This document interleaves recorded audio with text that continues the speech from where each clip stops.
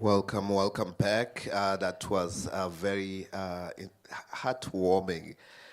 So kunebamvula batfolene lapha bebafuna email bangatfolani. So it's great to put a name to the face to the name, and we are engaging. Ladies and gentlemen, allow me to welcome you once again to the Likaya Leadership Forum 2025, proudly brought to you by Old Mutual. The time is now. The time is now indeed for us to rethink retirement. Not just to think about retirement, but to rethink it. I want to welcome you to a Thought Leadership Forum, which is more than just a seminar. It is a curated space for progressive ideas, industry insights, and a platform for bold questions and discussions. I'm very happy to see there's notebooks on every single table here. So as our guests who have traveled all the way, some of them to Eswatini, are presenting, please do note some questions for them and just pose as many questions as you can. And it's indeed a powerful theme, rethink retirement, reimagine retirement. What does it mean? It means to challenge the traditional thinking of, or the traditional expectations of retirement. I was looking at something as I was preparing here today. There was a question that says, when you retire, what would you love to do? And then the first item said, raise your hand if it's traveling. So please, can anyone raise their hand? Oh, okay. I see people are inspired by these buses that normally go to Mountain View with people carrying cameras. The second one is raise your hand if it's to start a business. Semi-retire, it's semi-retire. To become a farmer. Yes. There's an interesting one here. It says, rest and be left alone. All right, thank you very much. So we are going to be rethinking the traditional expectations of retirement. I believe our guest speakers are very much capable to take us through the whole situational analysis of what's happening, what has happened, and what will happen. But it's most important to see retirement no longer as a passive chapter, and we also need to look beyond contributions. It is very important for us to see that it is no longer just the role of the employers to save for us. As we were saying, we want to travel. I doubt my employer is going to save for me for the country I wish to travel to. So now we need to look at the options. What are the options to live that dream retirement life? And of course, we need to look at ourselves. Are we preparing emotionally and financially for our retirement? Is our current retirement model still relevant? That's what we're going to be hearing from some of our experts here. And basically, at the end of the day, we want to stimulate thought and look at the evolving retirement, social security people, because you always look good, you dress the part. Obviously, you welcome people for interviews, so you have to dress the part.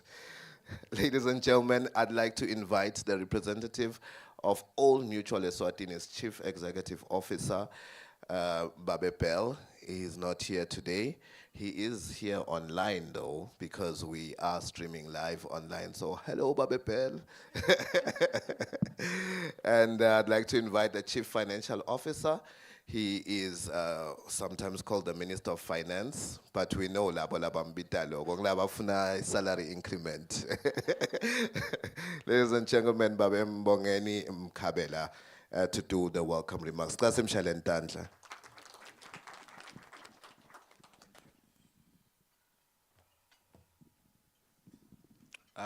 Thank you, Nati. Ladies and gentlemen, good morning, distinguished guests, colleagues, media houses that are present with us today.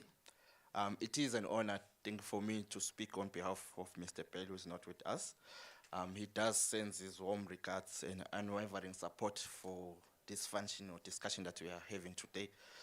I think it is an important discussion. I think as I was told that I'm going to speak today, I had my own thoughts in terms of what retirement is. I think that has mentioned some of it.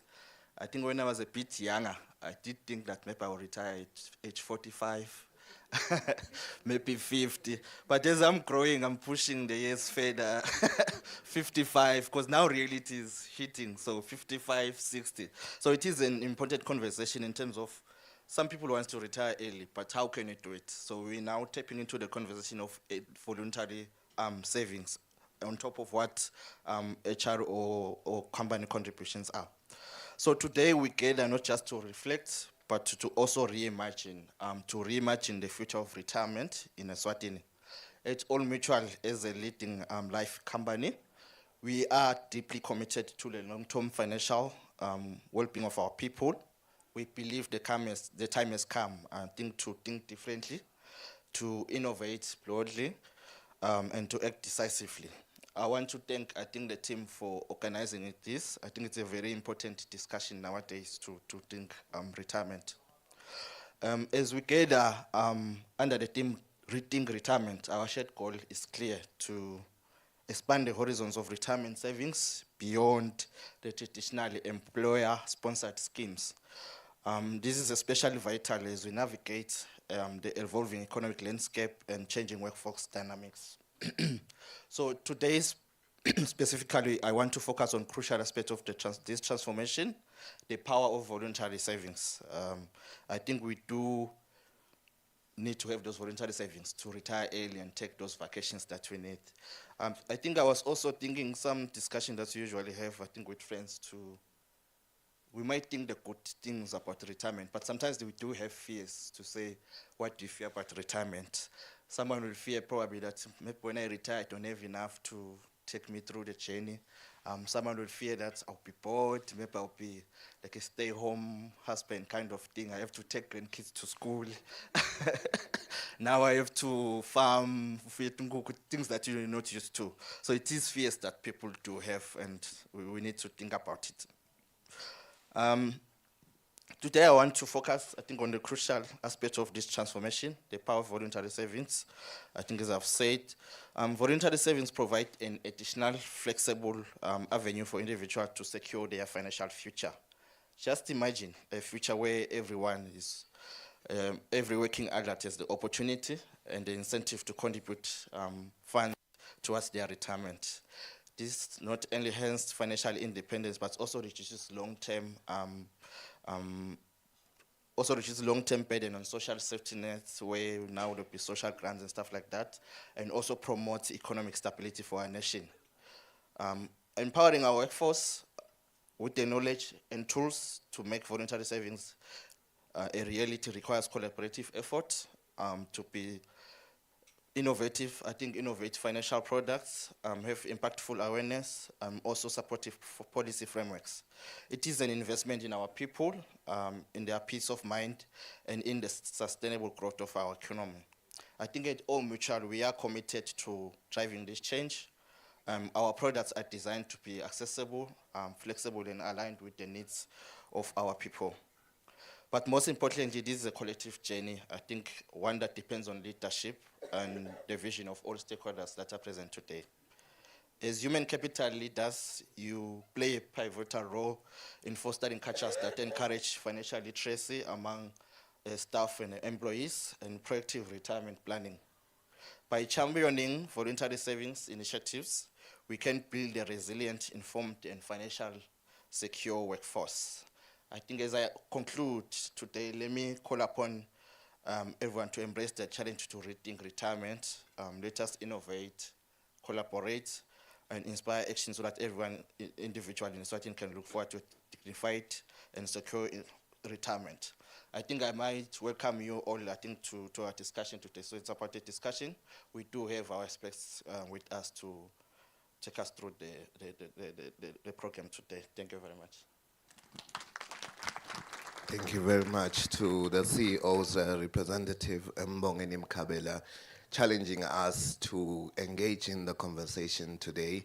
and also reminding me that it is human capital, not necessarily HR only. So that is the the correct term. And just one member here says they are a Lihawu member. They are companies under Lihawu, and this is a Lihawu Leadership Forum, meaning there's a shield, there's an umbrella. If you have employees, this Lihawu will cover you. And they're saying we should always remember that we are thinking under the Lihawu banner as well today. Ladies and gentlemen, it is now my absolute pleasure and honor to introduce the managing executive of Old Mutual Corporate Consultants. He has over 25 years of financial services expertise, the kind of person you can go to if you want to start saving, I guess. He is a seasoned executive specializing in employee benefits, investments, actuarial consulting, and corporate financial wellness solutions. One of the much needed and sought after items, the last one, corporate financial wellness. He's also the managing executive at Old Mutual, as I've just introduced. He's the former executive director at Momentum Consultant and Actuaries and Liberty Corporate Consultants. He's an expert in retirement fund design, governance, and strategic institutional consulting. He served as a sponsor trustee for a major umbrella fund, for example, Funds at Work, Alexander Forbes Co-Plan, and is an associate of the Insurance Institute of South Africa. Ladies and gentlemen, he also holds a postgraduate diploma in financial planning, certified financial planner. Last night, he got a new name. His name is currently Blessing, but his new name is also Sibusi. So ladies and gentlemen, please give a round of applause to Blessing Otete.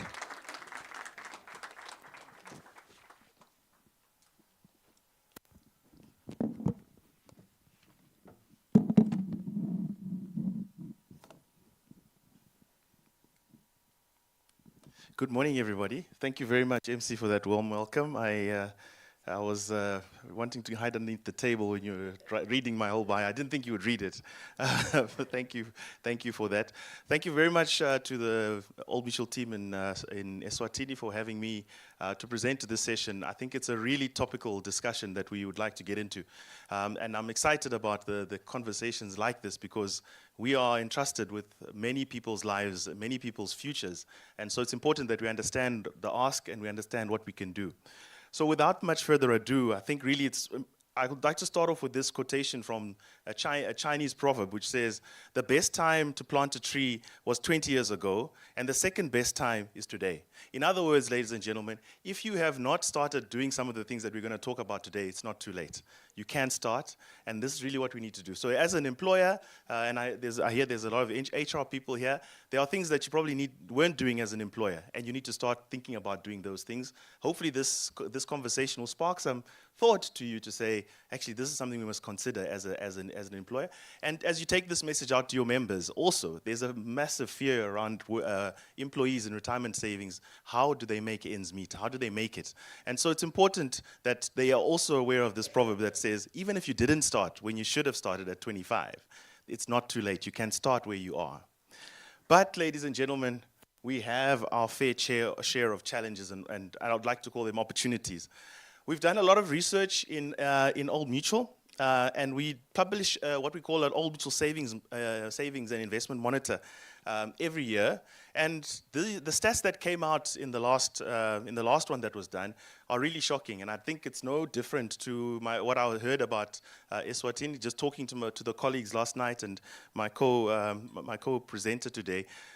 People are really, really financially stressed. 45% in this case of South Africans are financially stressed. And some of the scary things that are here are that 40% of the employees are using a stokvel that allows them to borrow from. That's the only reason they've joined the stokvel. It allows them to borrow from because they can't make ends meet. 4 in 10 people use a financial advisor. it's important for people to engage and talk to someone that can educate them and help them structure their finances. The other stats that's quite glaring is that 45% of people said that they both have a child and adult dependence, and this demonstrates the typical nature of our families. We are in between. We are looking after our children that are at school. We also potentially looking after our parents. So in this case, there's a lot of people that are in that situation. So 50% of the people responded and said they have adult dependents. So either kids have not left home after they've finished school, or they're looking after their parents, or they're looking after siblings. All of these things do give pressure to the financial situation that employees are under. And just over 50% feel they don't have enough money for unplanned circumstances and emergencies. This is one that I want to take further in this conversation, because certainly it does track why people do certain things and why they behave in such a way that they behave in. So really, I think it's just important for us to appreciate the state of the landscape at the moment. In addition, just in terms of some of the elements why people also want to resign, many employees are resigning just to make ends meet. And this was a phenomenon that we've been dealing with in South Africa. And in this case, 48% of the employees said they'd resign due to better career prospects, higher remuneration, or improved employment conditions. And that really talks to these benefits that we talk about, how people perceive them. So this is something that comes out of our REM Channel business, which is a subsidiary of the group. They do a lot of REM consulting, and in this case, they talk to a lot of employers in South Africa to give these kinds of stats. So it shows you why the behaviors we have are there. Now comes the reality of where we are from a retirement funding perspective. I have been in the industry for a long time. And this is a statistic that we have not been able to move. Only 6% of the people that contribute to retirement funds are actually able to retire comfortably. And in this case, this graph that I've put up there, it basically is describing the situation of how much money do you need for you to have a comfortable retirement funding arrangement. And basically what we've done is we've tried to simplify it for the people that actually can make it easy for them to understand. So we use a topic or a formula that just simply says how many times your annual salary do you need to get to a decent retirement savings. So in the current environment, you generally need to have saved about 9 times your annual salary for you to get to a decent retirement saving. Now, it's why I say it's easy. If someone's earning 100,000 today per year, then and they're retiring this year, then they need to have 900,000 for them to get a pension that can pay them 70,000 of that salary. Because we tend to say, to be comfortable for retirement, you would want to save about 70. You want to save enough to buy you a pension that replaces 70% of your salary. So if you're earning 10,000 rand a month, what you want to try and do is you want to try and make sure you've got enough money saved to buy you a pension that will pay you a pension of 7,000 rand a month. And in this case, on this slide, this shows that only 6%, so only 6% of people actually have that much money to retire comfortably. 61% of the people that we have looked at in our data have less than 3 times annual salary. So in other words, what it's simply saying is for every person that's earning 10,000 rand, they have saved today enough money that can only buy them 3,000 rand worth of pension. So they are really, really far away from getting to a comfortable retirement. And you rightly said, most people say they put up their hands, I want to do traveling. You won't be able to travel if you are in this bracket of employees that only have 3 times multiple of salary at retirement. So we have really some dire statistics around retirement and where people are, and this just casts the backdrop in which these conversations that we have are taking place, and why we need to continuously have these conversations to see how do we improve the situation. One of the things that is really challenging in terms of that number, the 6% that can retire comfortably, is the scenario that I've just said, people changing jobs and taking their money every time that they resign to take it to spend and start off again at a new employer. We know that from the research done, people no longer work for the same employer for 40 years. Doesn't happen in this environment. Generally, they're now saying people change jobs between 8 and 10 times across their working career. So if that means that generally, if you're retiring at say age 60 and you just divide your 40 years, so you're probably in your last job when you're about 55, which means most people only have the 5 years before they retire to actually save for retirement. That is because they've spent everything else that they had whenever they change jobs. This slide here just shows a scenario where what would happen if you did not preserve your assets. And if I can just get that side and just point. So if you can see, this red line on is the track line. It basically says at the age of 30, you need to be at about half of your annual salary saved. By the time you get to 65, you need to have 7.7 times your annual salary to retire comfortably. And this is done at a contribution rate of 10% of salary, and we're saying the investment is growing at 4.2% per annum. However, if you don't do that, and you actually only start saving at the age of 35, then you actually need to increase that contribution rate by 6%. So you need to now contribute at 16% of your salary to get to the retirement funding that you need. The next slide, very similar, but in this case, we're saying, what happens if you don't, as this individual that we're showing here is a 45-year-old, and he has not been saving money, like our CFO has said just now. You know, at 40, you wanted to retire at 45. That wouldn't be possible in this case if someone has been taking all their money every time they change jobs. What compounds it as well is that if you are at age 45 and then you decide to say, I now need to contribute enough to get to retirement, you need to contribute 10% plus an additional 19%. So who can contribute 29% of their salary to get to retirement? It's virtually impossible. Again, these are some of the things that we need to talk to our staff and our employees about. Firstly, what should I be contributing for retirement to make sure that it's sufficient? Secondly, what do I do when I change a job? When you change jobs, you need to make sure that that is preserved. That you should not touch that money and spend it on anything else. Because 9 times out of 10, you're buying something that is actually not an asset. You're going to buy a car, people are going to go on holiday, they're excited about changing jobs, but they're spending their future, which is really a challenge for the preservation. And really, in the South African context, what we then did was the regulator said, this is not sustainable. We need to ensure that people preserve their money. And over the last 12 years, I think the biggest regulatory reform in South Africa is the two-pot system that came in last year. So two-pot system, I think most people heard about it in line with people cashing in. That's the part that people heard. But two-pot was really help people preserve. Because what it does is it allows you to access a third of your retirement savings. It allows you to access a third of your retirement savings, and the 2/3 of your retirement savings needs to stay in the retirement fund or in a preservation fund until you get to retirement. So that's a real big change in our environment, and that is also, if you look at the World Index of Pension Funds, that's why South Africa's pension fund landscape was so low in the global rankings. It's because people did not have this preservation facility. Globally, many arrangements do not allow people to touch any of their retirement savings once they've started. You only get it when you get to retirement.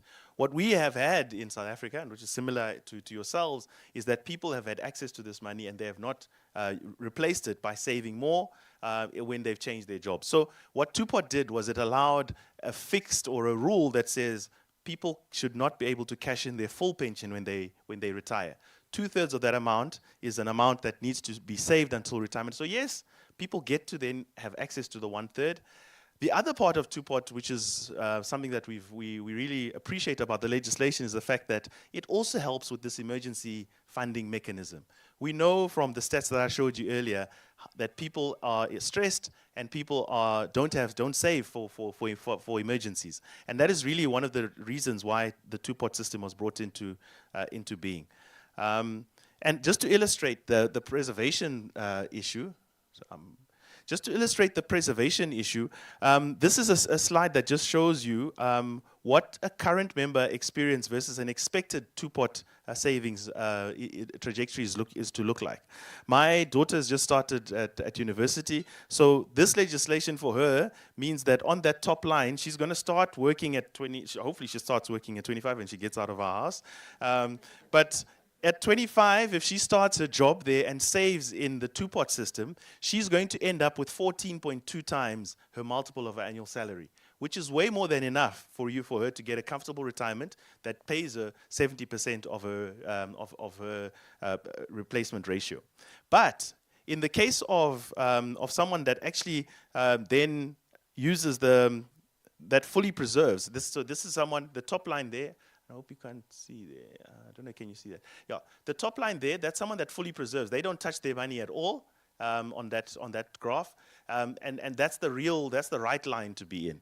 But the dotted line there is what we expect to happen in the two-pot system. So the two-pot system is going to allow that person, even though they take their 1/3 as cash every year, they will still arrive at 9.5 times multiple of annual salary, which is sufficient for them to get to a decent retirement savings. Where we are, unfortunately, as I've said, currently, the people that have been accessing their funds, they will only have the 3.2 and the 4 and the 2.8 times salary, which is way lower, way less than what is required. So overall, we expect that the retirement outcomes for people will improve by as much as 3 times what we've had in the past.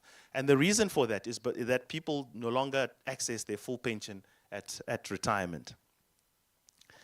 Now, I think an interesting part is just to show you, two-pot happened on the 1st of September, but we now have numbers to show you what's actually happened in the two-pot world. So Old Mutual, we are one of the largest in South Africa. We've got one of the largest memberships in our retail retirement side, as well as our corporate retirement side that I work in. And effectively, we've got about 1.3 million members or policyholders. Since the start of two-pot, we had 375,000 people take money out as two-pot from a two-pot savings perspective, and we had peaks. If you can see this graph again, it peaked in September. So when we opened up, we had a massive peak. We had like 23,000 people claiming every day around September, and the fact that also.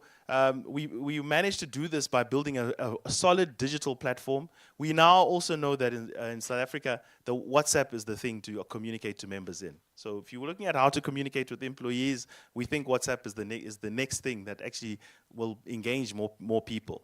We also saw the volume spike around February or around March, which is in the two-pot world, you're allowed to claim once at every tax year. So in this case, we had the opening period, which was from the 1st of September, and our tax season ends at February. So during that period, people could claim. As soon as the new financial year started in March, people came again, and they started and they were claiming. More than 75% of the members selected to withdraw all their money that was available from a two-pot perspective. They didn't leave any in there, and of eligible members, 65 to 70% of the members, they claimed from our occupational funds, and 85% of the members earn below 30,000 Rand. And that's really shows the number of people that we actually had who claimed, who are in this bracket of members that are earning that kind of salary. We saw that there were no peaks at December. We thought there would be a peak at December and January when it's Christmas and it's sort of school fees time. That didn't happen, and we think that it didn't happen because people had accessed it in September and they could not access it again. So really some interesting stats that came through. Now one would ask, what did people use this money for? The top reason that people said they used this money for was to pay off debt. Debt is a massive thing. People are indebted. People are over-indebted. The second thing was to pay school fees. Third on the list was for my home or for my bond. So this was tested of 15,900 employees who withdrew their savings pot. This is what they said to us. This finding really suggests that there's an urgent need to deep dive into debt. And I'll talk to some of the things that we've tried to do or we launched in South Africa from a debt perspective, because clearly if we're not solving the issues of debt and helping people understand their finances, we're not going to be able to encourage them to save more. We heard the comment around people saving additional voluntary contributions. That's not going to happen if we don't sort out some of the symptoms that we're seeing in terms of debt prevalence.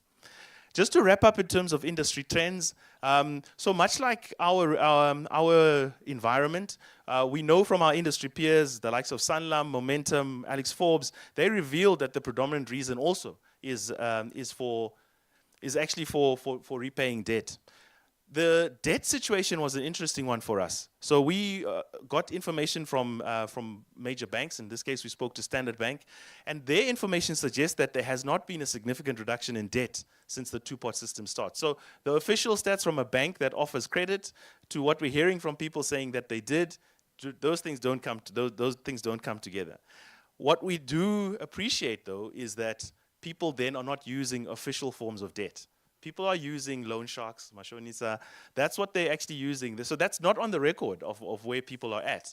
And that's what potentially could have been why they used the savings pot to pay off that kind of debt. Again, according to the Bureau of Marketing Research, the other usage of this money was that there was a spike in purchasing of vehicles at that period of time. So people went and bought cars. And you can know, I mean, a car is a depreciating asset, so it's not putting your money to good use there. The industry insights also illustrate that the higher income clients showed little interest. So those people that earn more, they didn't bother withdrawing. It is really the lower income level employees that really went off and took the money from two-pot. And additionally, from industry and internal data, it shows that withdrawals were mostly by members with a salary between 180,000 and 240,000, and between 60,000 and 120,000 annually. For those earning over 960,000 plus, they accounted for less than 1% of the withdrawals that took place.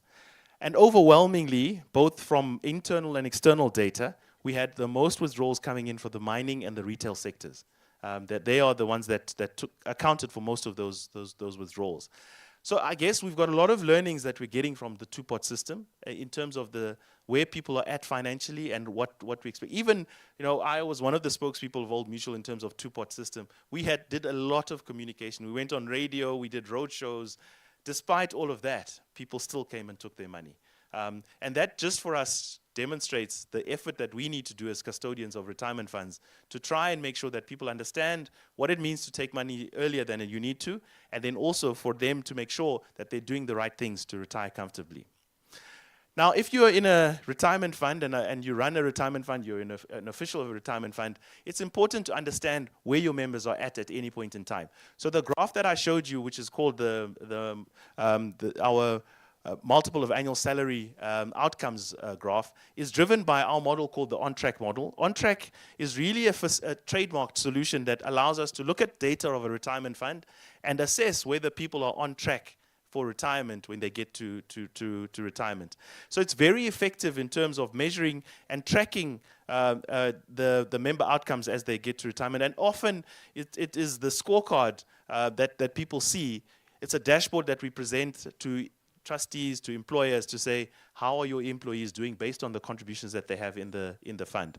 Now with that, there are certain levers that you can pull, but once you understand where your people are, the one lever that you can look at is how much are they contributing off their pensionable salary. The next lever can be preservation. How are you encouraging people to preserve their retirement savings?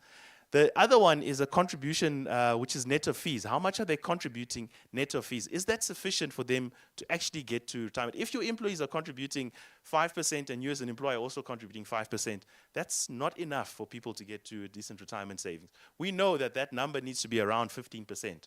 So that's one of the things that you need to check to improve outcomes. The other one is investment growth. Does your investments work sufficiently for them to generate enough return to get to a decent retirement fund? We estimate through this on-track that you need to be earning inflation plus 4 to 5% per annum for you to get to a decent retirement saving. So that is what this tool then measures. And then also the age at retirement is key. So in most employers have a fixed retirement age. There may be some leeway where people get retirement extension, but generally if it's 60 or 65, that's it. One of the things that we have seen in South Africa when we've shown this, those employers that are on sort of 60 as a retirement age have started to consider that maybe they should be going to 65. The reason for that is that extra 5 years is a lot in terms of contributing towards retirement, because at 60, their employees are not ready for retirement. And as you can see from the slide I showed earlier, those people that are 1 year from retirement, most of them only have 3 times, that is 3 times their multiple of salary for them to retire comfortably. What else can you do as an employer or a trustee or an official of a fund to actually improve the retirement outcomes? The first big one is really communication. And I'm glad our MC here spoke about being a communications expert. We have to really be innovative about how we communicate with our employees on these financial matters. Some of the things that we've done in the past, we speak to people above their heads. They need simple communication that's easy for them to digest and easy for them to understand. And what you would then do with OnTrack is on an annual basis, if you put on a plan of communication, you can then say, has it changed behaviors? Have people actually taken up the increased of contributions? Some of the things that we do are around, we call it save more later. Save more later is a concept where before people get their salary increases, you ask them to sacrifice 1% of that salary increase towards retirement savings. So if you are going for an inflation adjustment increase and it's going to be 6%, try and encourage the employees to take 1% of that and put it towards retirement. The reason that is behavioral science says that's important because people have not started enjoying that money. So if you catch those people to contribute that money before that salary increase hits their bank account, you're much better off in terms of getting them to increase their contribution rate to the 15-16% that is required. It may take it only takes, if someone's contributing 10%, it's 6 years and they're at the right contribution level. So these are some of the things that you can do. Now, just in terms of me getting to a close now, I also thought it's important to discuss what other solutions one can also consider in terms of creating that financial wellness environment. What we've done is we really understand that you can't deal with financial wellness if you actually are not dealing with the basics. So we've really set the basics from what we call an education program. Our education program is called Moneyversity, and I'm sure the team here will also tell you about the Old Mutual education program that they have. If people don't understand where they are, if they don't understand the concepts, they will not be able to actually understand how they can make a change. And the next one is really, we've introduced a solution called Smart Salary. Smart Salary, we believe, is something that protects people from borrowing from those loan sharks, etc. And what it simply does is, it's called a payday loan. And what it does is people can access their salary as they have worked for it. So in a month, you earn 10,000 Rand, which means every week your salary is about 2.5. What this does is it unlocks that access to that 2.5 as you've worked for it. So in week 1, you can then say, instead of you being paid on the 25th of the month, you take 2,000 Rand, or whatever you decide as a rule. The reason why that is something that we think is enabling people to protect is we know that the week before payday is a very hectic week for people. We know of people that don't actually even come to work because they can't afford to come to work. They end up going to borrow from people around in the neighborhood. Can I have a little bit of money to pay for transport? So in order to avoid that, this facility is driven to then allow people to access money at that point in time. It's there, they've earned that money already. It's just a facility that allows them to bridge that gap of that 5 days before and avoids them going to expensive loans for them to make ends meet. We know that people are indebted, and so we've also said we need to have something that rehabilitates members from debt, and that is what we call the right track solution. And I'll talk a little bit more about that solution. That solution also allows people to then create savings capacity, and effectively then creates an emergency savings account over time for people to draw on and utilize that on emergency. We know in our studies that people cannot accommodate a shock of a 10,000 Rand event in there. So something happens in your life that's worth 10,000 Rand. people cannot afford that. People are living month to month, we know that. And so what you need to educate people, even in the two-pot system, is that leave the two-pot, create your own savings vehicle, say emergency savings vehicle. If something happens, your car breaks down and you need 3,000 rand, you should have enough money for you to actually solve that without having to go to loans. So really what throughout this period, this solution, it's a holistic integrated wellness program that we believe caters for all the eventualities that people are going through in their journey for retirement. So just quickly on Right Track, I'll just highlight, sorry, I just went too far, sorry.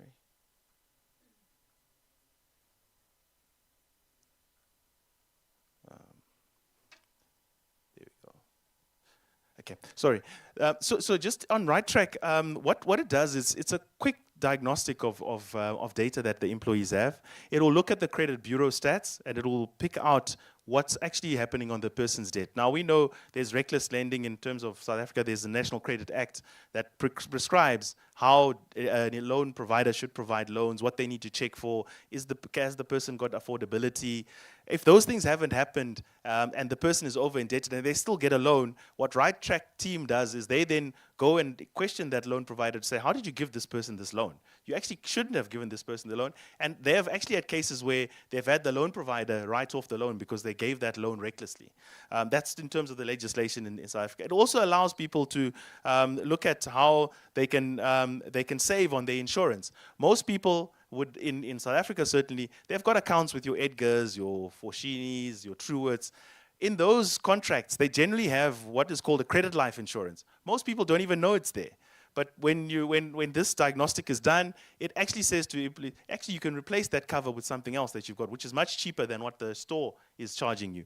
So all of this helps people go through a process where they really understand what they've used their money for, how they've borrowed, and then allows them to get away from that. The other thing that Right Track does is it actually looks also at employer data from a garnishee order perspective. So if someone has been garnished, and we know in South Africa it's prevalent that people may have garnishee orders that have not been obtained in the appropriate legal way. So this system also then allows people to check that. And so in this case, this slide here just gives an example of one of the clients that we've had. His name is Tabo. He had garnish orders that we investigated, and he managed to save over 5,000 rand in an illegal garnish order that was being deducted off his salary without his knowledge. So really, it enables people to manage reckless lending. It also allows people to reduce the debt collector harassment that we know is there. Once you owe people, they're going to call you. You're then not going to be productive when you're at work because people are going to try and call you. And then also there's an issue of prescribed loans. People don't even know that this loan is prescribed. I shouldn't be paying for it. So this Right Track solution allows individuals to better understand their debt and also allows them to manage it better, because it also then allows the individual to then do a proper budget and then say, for me to get out of this debt situation, how do I negotiate with my creditors so that I can pay an amount that I can really afford? I've spoken about smart salary. So smart salary, as I said, it basically, as an employee completes their work days, they accrue a portion of their salary, and at the end of each day, they unlock a small portion of that salary, and then they can access it. So it really is about accessing the funds that they have earned, and really the employer in this solution is always in control. So the employer can put in place rules to say, I'm not going to allow my employees to access more than 30% of their salary a month. Or I'm not going to allow my employees to access more than 10% of their salary through this facility. The nice thing about this facility that we're getting from employers is it's not part of the payroll. It's done by a separate team that runs this facility. The employer then just needs to add that onto their payroll to settle the amount that the employee has then used in the month. I think I'm going to just go over this one. Ladies and gentlemen, I think that's really my story today. And I think all I wanted to end off with is to say the journey of 1,000 miles starts with one step. So I'm going to encourage you to consider some of the things that we've spoken about and potentially look at some of the solutions that we have. I'd encourage you to speak to some of our colleagues from Old Mutual who are here today. There's a lot that we can do to really improve the outcomes and destinies of our employees in retirement funds. Thank you very much.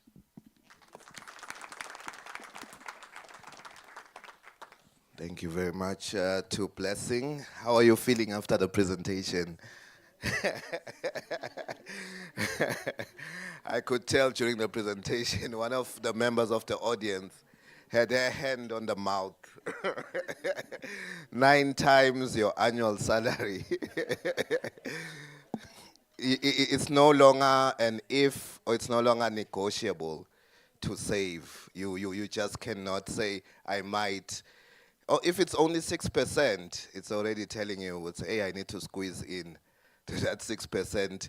And the time is, yes, 20 years ago was a good time to plant a tree. And the next best time is now. Ladies and gentlemen, what a thought-provoking and very, very enlightening presentation with practical. I could just picture myself when he was speaking about the Foshini, the true words, and at the end of the month, 5 days before. It's really provoking a lot of thinking for the HR practitioners, for human capital. So many policies that need to be tweaked. But he's just counted so much. I don't know where you're going to start when you get to work. But fortunately, we do have a presentation from an Eswatini landscape perspective, zooming into the country. I hope it brings hope. Do you think it will bring hope? And what's good about our presentations, they also offer solutions. So ladies and gentlemen, without much further ado, our next speaker is very passionate about financial wellness, not only in her own organization where she works, but also reaching out in terms of philanthropy and teaching the future of Eswatini about how to be financially literate so that you become like his daughter, 25 years old, you're already squeezing towards that 6%. So the earlier, the better in these issues. So ladies and gentlemen, Tobile Dlamini, I'm going to introduce her as Nanatelo Sake. That's going to be the easiest way. But Les Nanatelo is one from the corporate sector. It's the professional Nanatelo, which talks of her professional journey, just to appreciate our guest expert today. She is currently the Chief Financial and Value Officer at Eswatini Revenue Service, ERS. She's overseeing revenue treasury, accounts, and supply chain management. She's a chartered certified accountant, FCCA, by finance law, FCCA would say, with extensive public and private sector experience. She's an award-winning leader. The first time I heard of her name was when she was in the papers being celebrated for the recipient of Best Public Sector Chief Financial Officer, not just in Swaziland, not in Southern Africa, but in Africa.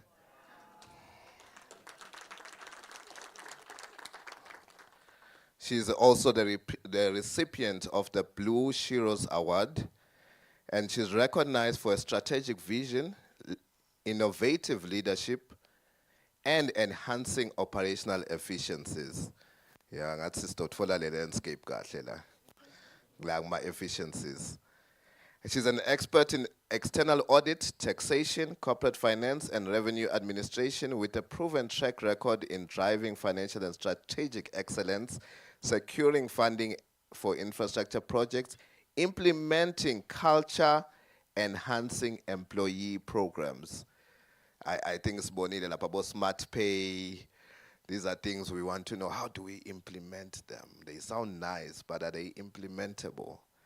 So she has a proven track record, and she has previous experience at KPMG across Eswatini, Botswana, and Mozambique. And she's also a PhD candidate in the University of Namibia. So the next thought leadership session, possibly the MC will introduce her as Dr. Tobile Dlamini. And she currently holds an MBA in finance from the University of St. Mark and St. John, and BCom University of Swaziland, certificates in VAT, labor relations, and property development. Nyate malangeni, Nanatelo. before akhulume. So ladies and gentlemen, please give a round of applause for Toby Dlamini.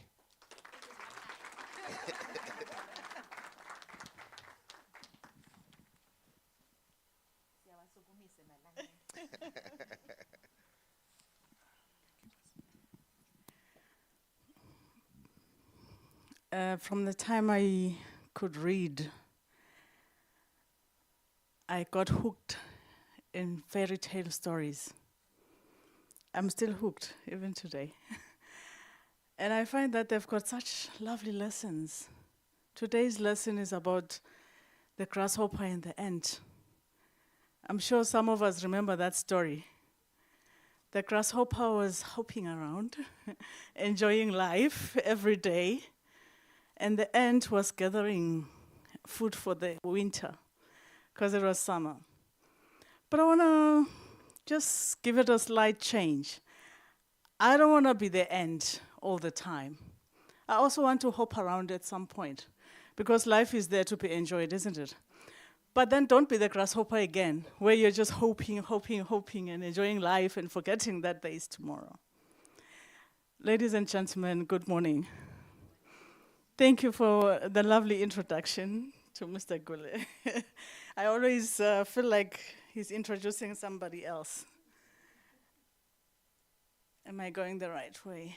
Okay. Retirement. It's such a huge topic. There's a guy named Patrick Foley. He says retirement is a blank sheet of paper. It is a chance to redesign your life into something new and different. Most of the time, we think of retirement as the end game. I'm going to work all these years and then retire and die. But today we are rethinking that view.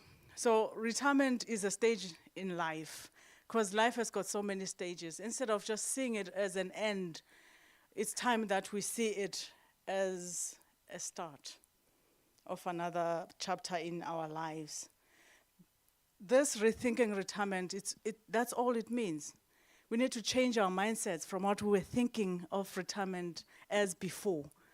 We have seen, well, at least I have seen, I don't know, maybe you haven't seen this, but I've seen people getting to retirement, I don't know, they don't last, they don't even get to 65 and then they die.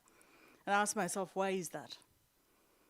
It's because we have lost our purpose. We feel like we've reached our expiry date. I want us to think of retirement as a new chapter, not an expiry date, but rather as a renewal to do something different.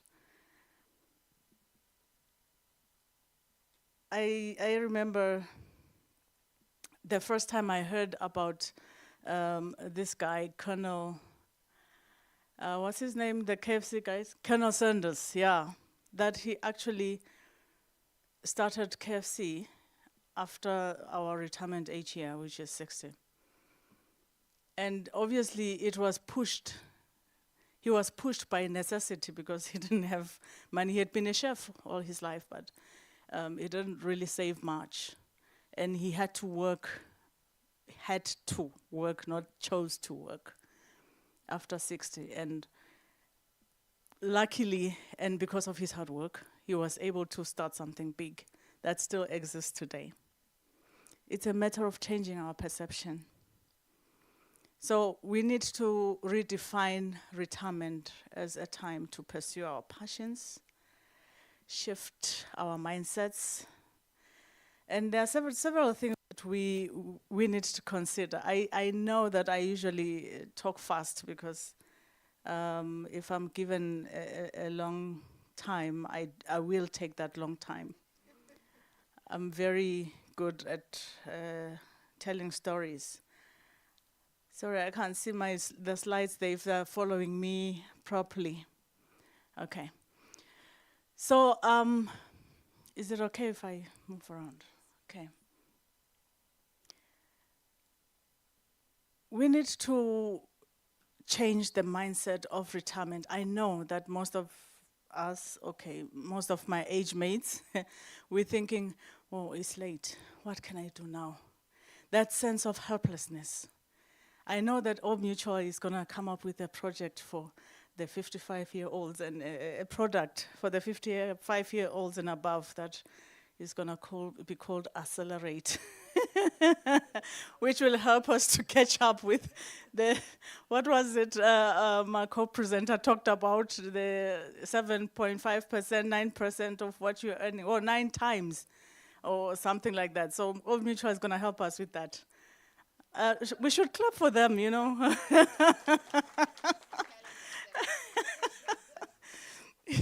Yeah. Another quote that I like is, dare to live the life that you dreamed for yourself. Go forward and make your dreams come true. This is by Ralph Emerson. There is no way that we can live this life if we don't have sufficient funds. It begins now. Let's forget about the future, the past, and think about the future. Let's start today. There is a belief system that I like to talk about. I wouldn't be talking about financial literacy if I don't talk about this. Belief not in terms of religion, but beliefs in the things that we do on a daily basis. 2 types of beliefs. One is limiting beliefs. The other is empowering beliefs. Limiting beliefs are the things that stop you from doing even what you want or achieving your goals. For instance, I say to you, you gotta save, save 10%, 15% of your salary, and you're thinking, it's because she earns a lot. I don't earn that much, so I can't. That's a limiting belief. I did not say save as much in absolute terms as I save. I said a percentage of which it's tied to your salary or your income, isn't it? That is a limiting belief. Prepare a budget monthly. This is how you prepare. This thing is for numbers people. I'm not a numbers person. I can't do a budget. And yet you handle money every day. If you can handle money, then you're a numbers person. So which means every one of us are numbers people. That is a limiting belief. We need to change that limiting belief into an empowering belief. And until you do that, it will be difficult to move forward. What you do is that I just did the empowering stuff. I'm not a numbers person, but I handle money every day. So that's your empowering belief. So I can do this. Even with the saving, some of us are already saying to ourselves, it's too late. I'm almost at retirement stage. It's too late. The time is now. My colleagues talked about planting a tree 20 years ago, and the next best time is today. And this is the time to start saving for your retirement. The other part that I want to talk about when it comes to retirement, this lady, I love her so much. She doesn't know me, though. I wish she did. Ernestine, you can tell even the name that she's from, way back when those names were still, Ernestine. When she was in her 50s, that's when she started this weightlifting stuff. And look at her today. She's won several contests on the bodybuilding era. Compare with what she's 88 today. Look at her age mate. I'm not being personal. And she even looks good, that age mate. Most of people at 88 are, on wheelchairs and can't get up or whatever. She even looks good, from what I'm seeing. It is all about choices. She started in her 50s, and it's easy for me to say, I'm too old to start this thing. But she did. This means changing the way you look at yourself. You're as old as you think. you are as successful as your thought process takes you, as your limiting beliefs limit you. So the retirement that you want, it's not just about the money, it's also about the health. If you are like Ernestine, that means health-wise, you'll be in a better position as well. You will not be spending all your retirement money on hospital bills. Remember how expensive those are. You no longer have that medical aid the employer was assisting you to pay. By the way, we have to think about the health stuff as well. So when we talk about the need to retire, why do we need to retire? We've been told you're too old, you can't think properly, you can't add up those numbers again, whatever. I mean, there's so many things that we've been told that's why we need to retire. We need to make space for the young ones. You're too old. But we've seen people, well, maybe let me not say that one. So the pros for retiring is that time for freedom, health benefits, travel opportunities. We mentioned, he was asking us what we want to do at retirement, and home projects. Of course, the downside is the financial security. You know, when you see you're spending money and none is coming in, it's really a scary thought. Social isolation. Some people, once they retire, you don't even know where they are.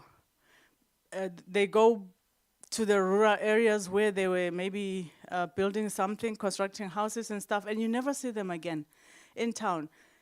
This person has got friends. Why not keep up? Create a social group or something, just so that your mind remains active. That is part of a good retirement. Join something.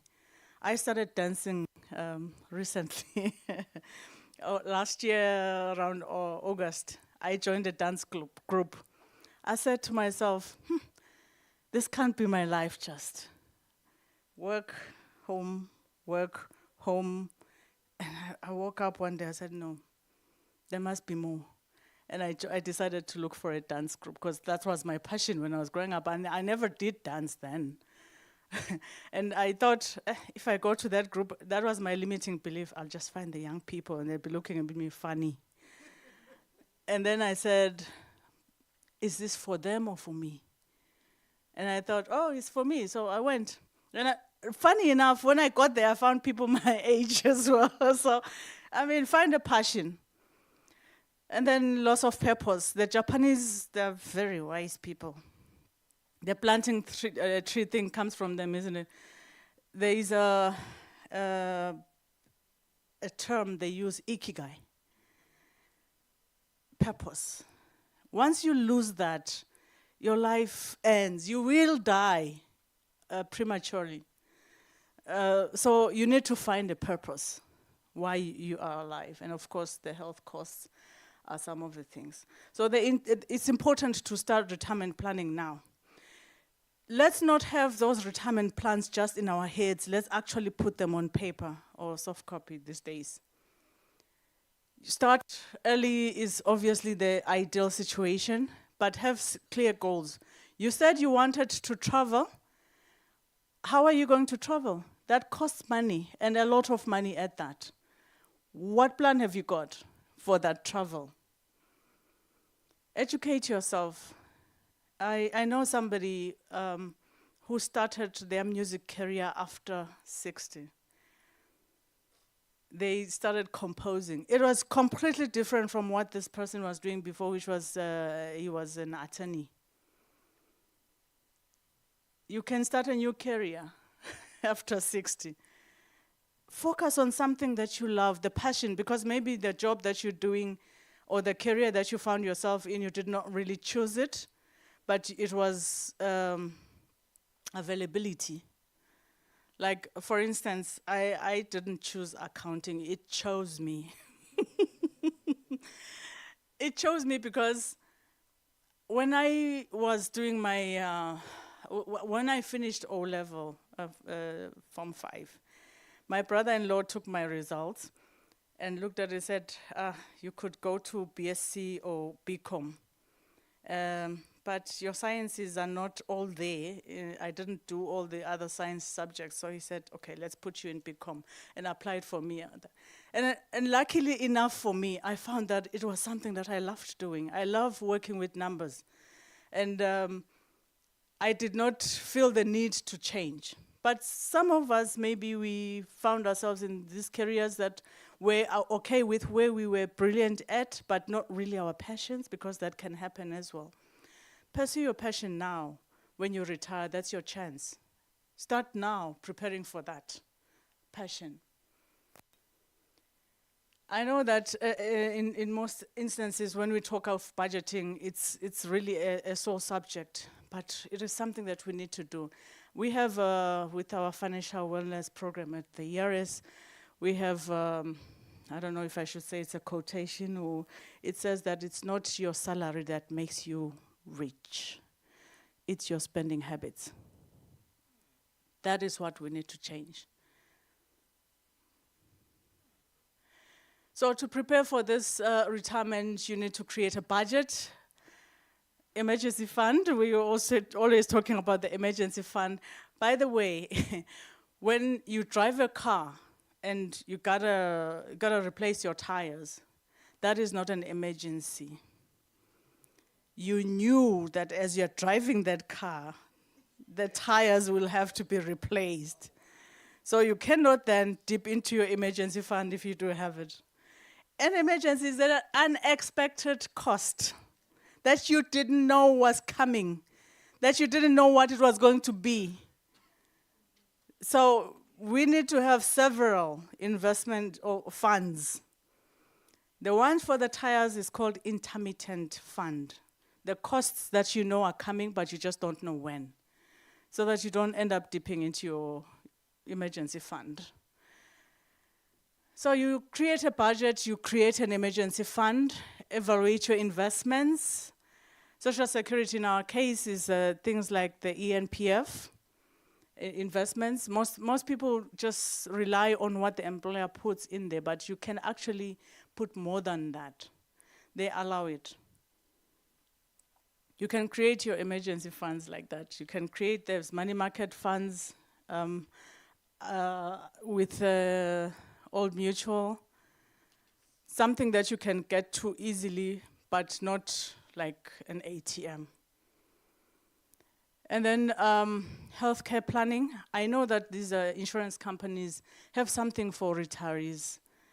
If they don't, let's push it, because we are going to need those health costs, and we can't afford to pay them from our pockets. Debt management, oh my gosh, this one is one of my it makes my heart bleed, because debt is just, it's a pandemic. It is so much such that people actually do not look forward to payday, because they know that the money is going to be removed by all the debt. It drives through. And I know our government, they did put in that, is it legislation, that 33%, that your deductions where debt is concerned shouldn't exceed 33%, but we have a way of going around that, don't we? We don't tell our HR or HC people that I'm already at that level, so I'll go and borrow without their knowledge. At the end of the day, you have nothing left. You keep on borrowing now to make ends meet. It's really difficult. There are people that you will find are using their retirement funds to pay off debt that is still there. I have a testimony from one of my former colleagues. She retired, and at her retirement party, she was thanking me for the financial literacy program at ERS. She said, as I speak today, I am living debt-free. I'm going on to retirement without any debt. Isn't that a nice thing? Because then you will travel with that money and be able to cater for your daily expenses. Retirement income, as I said, rethinking retirement means that you don't have to sit at home and wait to die. Do something. More often than not, the passions that we have, the interests that we have, the things that we love to do, They can help us to earn money. Like I love speaking. So these things can assist us to get that extra income and take away the fear of depleting funds without any further income coming in as we retire. Nowadays, it's no longer the life that our forefathers lived, or even our parents. We live longer. Think about it. How long have you been working? 30 years, maybe 25 or something like that. And then you retire at 60 and live until you are 90. That's another 30 years. How are you going to survive that without having sufficient retirement income? You are going to use your children as your investment fund. So now what Blessings spoke about, that you are supporting they are supporting their children and then supporting the elderly, it's going to just continue being perpetuated because we didn't take care of in our retirement. Not going to talk much about investment risk. I think it's been mentioned enough, especially within El Mutual, and then inflation risk. Inflation is a serious issue.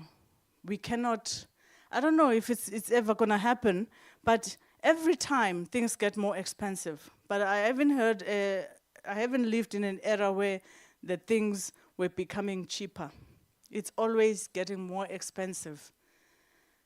Maybe there's a movie where Kurt Russell was acting. It was called Escape from LA, where he shut off everything. Everything became dark. It's like a restart.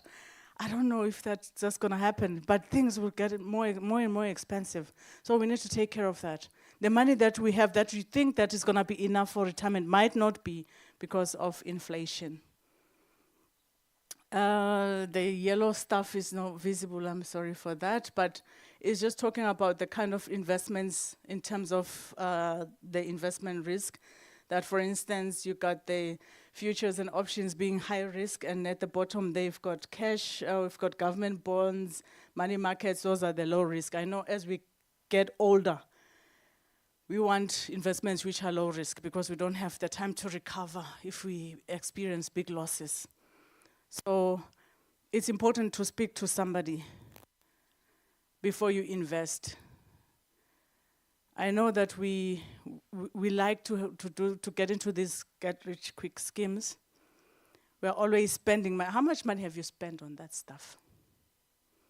And how much have you gotten back? Probably we lose more than we get back.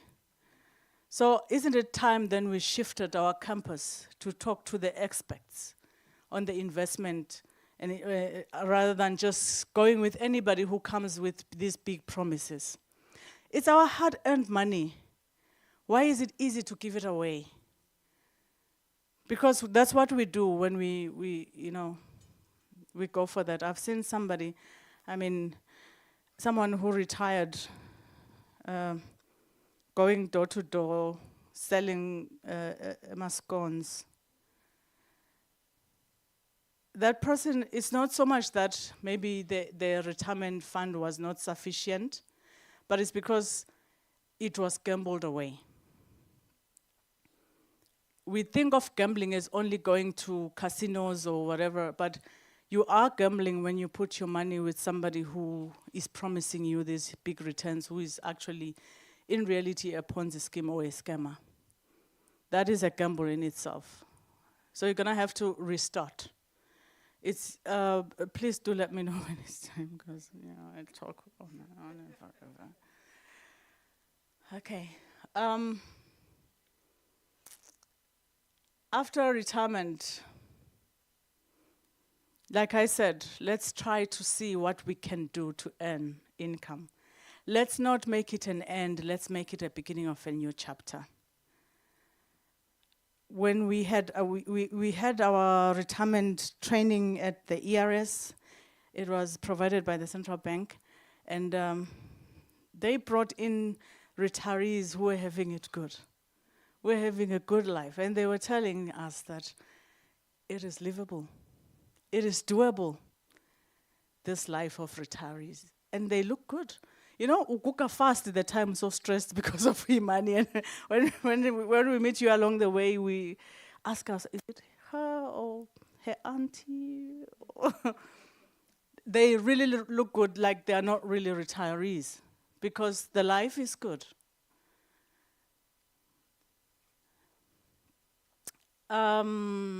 These are the people who became successful later in life. I took them from the internet.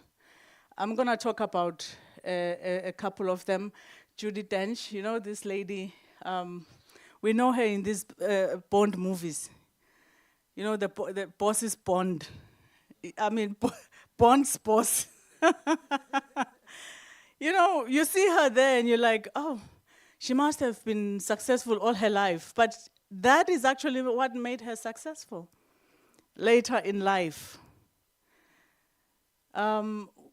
We have Harry Painston, who started his writing career at the age of 93. I was so inspired by this guy. He was bored, actually. That's why he was writing. It wasn't even just for income. He was bored. And he thought, let me write something. Again, you know, when people around you pass away and you're left on your own, the loneliness, it can kill you as well. We usually say that men die faster once their wives are dead or anything because they don't have anybody to take care of them. Find something to do. A passion of yours. Develop a new passion. Learn a new skill. Let's not end at the government retirement age. Because when you think about it, who said at 60 everything has to stop? Think about it. Who said that? It's not even in the Bible, is it? It was the government trying to take care of us, that now we need to change focus. But now we've made it an end. It's like when you end, that's when you end. When you retire, that's when your life ends. There is Samuel L. Jackson. So I mean, he wasn't 60 when he became successful in his acting career. He was 45, but still, it's a bit later in life, isn't it? Duncan Hines. I'm sure you've seen these Heinz foods all over. He was 55 when he started writing these recipes and stuff and selling to hotels, but he became a household brand as well. And then there's Grandma Moses. She died way back in the 60s, but she started writing also at the age of 78. She started writing children's stories. And they sold like nobody's business. You never know. What have you got in your hand? You've got something there. Something that people would want to know. People would want to hear about. Something that would help other people. You know, the most successful businesses are those that involve people. How are you helping people fulfill a need? That thing makes you successful, or your business to be successful. So this is just about saying that, you know, to adapt to life after work, reflect, plan, invest, learn. There is another Japanese term that I like, kaizen, continuous improvement. It's not just talking about processes, it's also talking about us, our lives. Improve yourself. How do you improve yourself? You develop yourself, develop a new skill. If you cannot write today, maybe you will be able to write tomorrow and sell those books. Connect, join a dance club. Volunteer. But the one that really caught my attention in this instance is that people, this was from in Australia, they're using pension to pay off debt. That is something Maybe she has a personal trainer, that's why she was able to do it. Maybe she has a lot of money, that's why she was able to spend, maybe she's spending too much time at the gym. But I heard her saying she's doing it Monday, Wednesday, and Friday. But in my head, when I see her like that, I'm thinking every day, like 5 hours in a day. Invite Blessing. Utete, please may you join our panel so that everyone can have an opportunity to engage. And it is a thought leadership forum, bold discussions, engagements. And I'd also like to invite Tobile Dlamini to also join our panel. Please give them a round of applause as they come up. This is the fun part of our gathering here. Free financial advice from some of the best in the field. I think I know there's a couple of questions from the floor, but I'd just like to kickstart it with a simple one. But my panelists, let me kickstart with a simple question. But I think it's one that's probably from the floor as well. My question is to say, as you can see, Blessing, there's a lot of corporates in the room.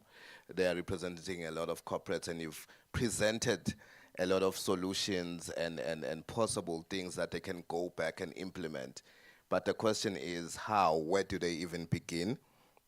What role should corporates play in pushing their retirement planning to their workforce? And what initiatives can the employer put in place to ensure that this is no longer just a human resource conversation, but everyone is in it together? But the most importantly, the overarching question is, why is employer buy-in so important? Thank you, Nancy. So I think it's great to have employers that are responsible. I think retirement savings is the responsible thing to do as an employer. If you think about the topical ESG issues that are here, that are in the globe at the moment, as an employer, you need to do the responsible things for your employees. The reality is that in our landscape in South Africa, and I'm sure in Eswatini, people do not have any other savings outside of what the employer provides for them. So you as an employer generally need to make sure that you've got a structure in place that actually is able to give the people a decent retirement outcome. It's vitally important to make sure that you, as an employer, you've got a properly structured fund, it's properly invested, it's targeting the right amount, the right investment returns, you've got the right professionals to advise you on how to structure that benefit. But as an employer, I don't think you cannot get away from the fact that you have a responsibility to structure something for your employees to save for retirement, because on their own, employees generally don't do it. Yes, great. People do need to do things outside, but research has shown us that most people actually don't do things outside. So make it as easy for people to save in your environment. So have your retirement fund. On the side, allow employees to have an emergency fund that can be saved through your payroll. It's a lot easier for people to create these savings if they deduct it off payroll. So those are some of the things that you can consider as an employer to make sure that people are actually better off and they start avoiding debt and they're keeping on track in terms of retirement. But it's really important that you also facilitate conversations like this. I think the last presentation from Twilly is pertinent. That's the kind of messaging that people need to get all the time, and it's not it's not an annual event that happens once a year at the in the what do you call in the savings month like we've got in that's not the right thing. In here, as you said, April, yeah, and in South Africa it's August. But the thing is, you need to make sure that you have a consistent program that ties into your employer value proposition. Nowadays, the appropriate employer value propositions for employees that are attracted do consider things like benefits, how those benefits are structured, are they flexible enough, can I personalize those benefits? So there's a real world of opportunity for employers to really up the game in terms of what kind of structures you have in place for your employees. Thanks. All right, thank you very much. That just sets the tone for our open session now to have a conversation over rethinking retirement. Please, may we have anyone with questions? I'm sure the whole room will be up. Yes, pick me. Or else I will pick. Just kidding. Oh yes, thank you. Microphone over there, please. Thank you. While someone else is thinking for the next question.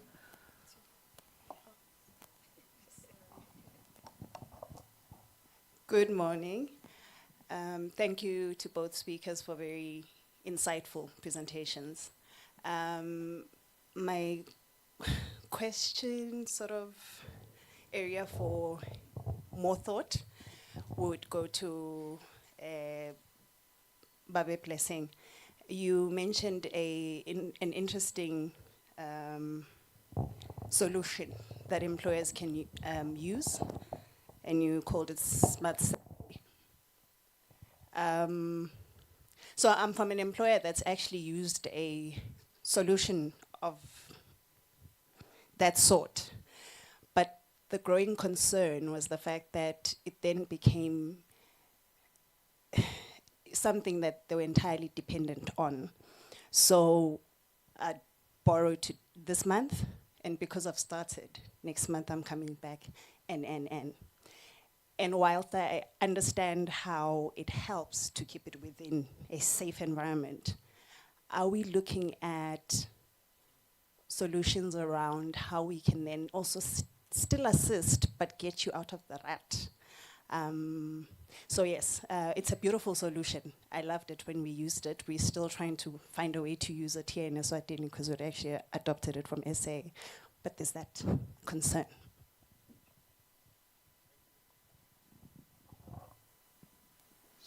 Thank you very much for that question. I agree with you. I think Smart Salary is a great initiative, but it can become addictive.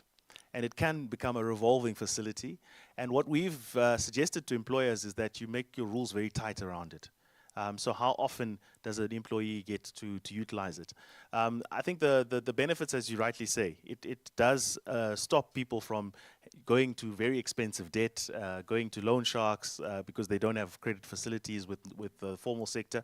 But in that midst, you've got to make sure that you've got other things. And that's why our facility is packaged with all the other education, the management of debt. Because if you don't do those things, if you don't educate people to get out of that cycle, as Tobile was talking about, if you don't educate people to get out of that vicious cycle of I don't have enough money, I'm going to use other means to close that gap, you're never going to get people to be able to get out of that trap of coming every month or every week to borrow. So some of the rules would be maybe you're only allowed to do it once every 2 months.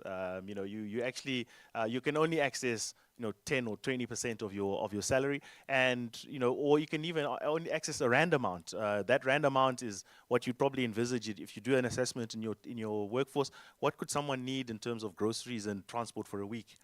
Before, or you can also only allow it to be open in the second half of the month, not the first half of the month. So from the 15th it's open, as opposed to opening it from right through the whole month. So there are things that you can do when we do launch that solution for employers. We do go through a proper process of saying how best do you structure it in your environment, knowing your employees, what they're likely to do. How do you position that solution so that it's still beneficial, but they're also they're not going to becoming sort of addicted to it. Thank you. I think we have another question over here.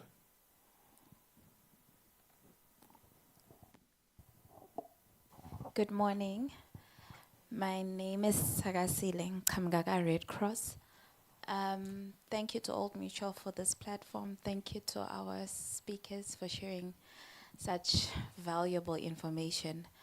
My question is to Mr. Blessing as well. You touched on, I just want to check my notes here. You touched on right track system, right? And you said now, as you were also answering my colleague, you said employers can find a way to help employees have emergencies funds, or rather savings. Can you elaborate more on this? I think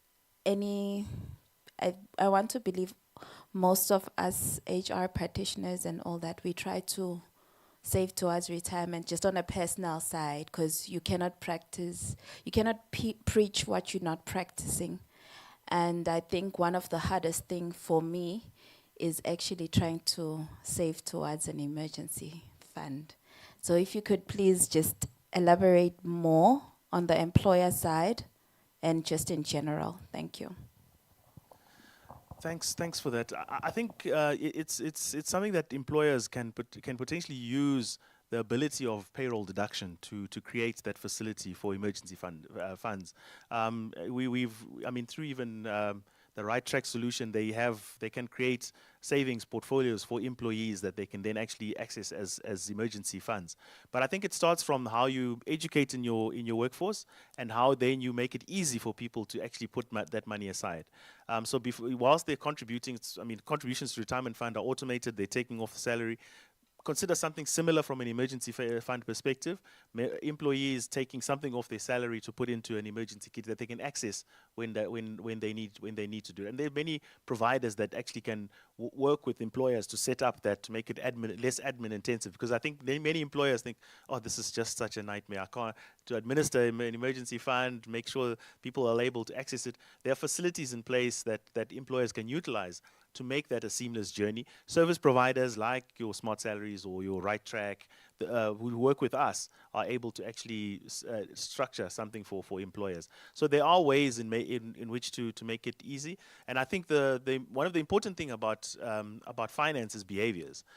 We talk about disciplines. If people don't change their behaviors, they're never going to make improvements. So the best way to change some of these behaviors is to try and automate them, make them seem seamless for people. If someone has to think about, I've got to move money, once money goes into my bank account, I've now got to move it to an emergency, it makes it a little bit harder, and our people are not wired that way. Generally, they're not wired that way. They do need to be pushed and sometimes encouraged through automated means. Okay. Maybe to add to that, I don't know. Okay, it's a matter of a culture change with employees. Being a CFO, I know it's difficult to manage, for you to volunteer to manage people's funds. So what we normally do is that we invite companies like Old Mutual to come and make their presentations on the products that they have, and then we can utilize that to inculcate a culture of saying, this is specifically for an emergency fund, we can all go that and do the payroll deduction, because it's difficult for people to save for themselves. All these other things before you actually save. So the thing is, save first before you spend. So it's important that maybe you don't want to take on that responsibility of doing the investments for your employees, but you can call these companies to come and assist you in that area. Thank you. Can we please have another question? The media is also allowed to throw in a question. I do see Inside Biz and Eswatini Positive News in the house. So, Ngozi, there'll be positive questions. Eswatini Positive News. My name is Fiso Ntsibanda. I'm from Old Mutual. I have questions for both speakers, and thank you very much for what you shared. Really insightful and inspiring. I'll start with Mr. Tete. I just want to ask you and say, guys, and in such a way that we are able to repeat their stories to inspire, the people that we are representing here in the room. When you hear someone who's done it, and now he's just come back from Paris from that holiday, and it has an impact to then motivate you to begin to change your way of living or your spending habits. And then to Toby, you said that is a pandemic. I agree with you 100%. But that pandemic started many years ago, especially in our country. I just want to, your suggestion, how often do you think we should preach it before it's finally believed? Because it's going to keep going on. And I mean, what some of the things that are being shared here we have heard, but when are we going to be as a society be influenced by these talks, and then we start changing the way we do things? Thank you. Thank you, fellow mutualite. No, I think testimonials, and I think I resonated with Tobile showing Ernestine. I think when people see a persona, they really resonate with that, and certainly we do have testimonials, and we do use them quite a lot in our employee workshops. You need to create personas of people that have done it. So we typically would get, if we're going into a mining environment, we'll have a miner that's there, and we do have those success stories. There are those 6% that have done it. So that we do use those to be personas that people can actually look up to and say, actually, I'm in the same position as this person is. I did the same job. We earn similar salaries, and this person has managed to do it. So yes, definitely, testimonials do resonate with people, and we even capture some of them in terms of video clips that people can talk about specific things that they had to do to get. And I think also the tragic stories, or rags to riches stories are also good. People say, I want to start a business when I get to retirement. A lot of people, and we know the rate of failure of business. To use your retirement fund to start a business is one of the riskiest decisions you can make. So those kinds of testimonials do come through where people actually say, guys, I did it and it did not work. I had to then think about other ways to sustain my income. So I'm agreeing with you, and I'm sure we can share those testimonials with the team here. They can also then circulate them to the audience. Thanks. Yeah, that is a pandemic. We got to this point where we are in terms of falling for the get-rich-quick schemes because of the testimonials that were coming with people who said, I got rich overnight, and we wanted that. So what he's saying is quite important to get those testimonials. We have a debt relief program within the ERS that we designed to assist people who are drowning in debt. And what I learned when I was developing that program is that it is a mental issue, debt. Sometimes we don't borrow because we actually need.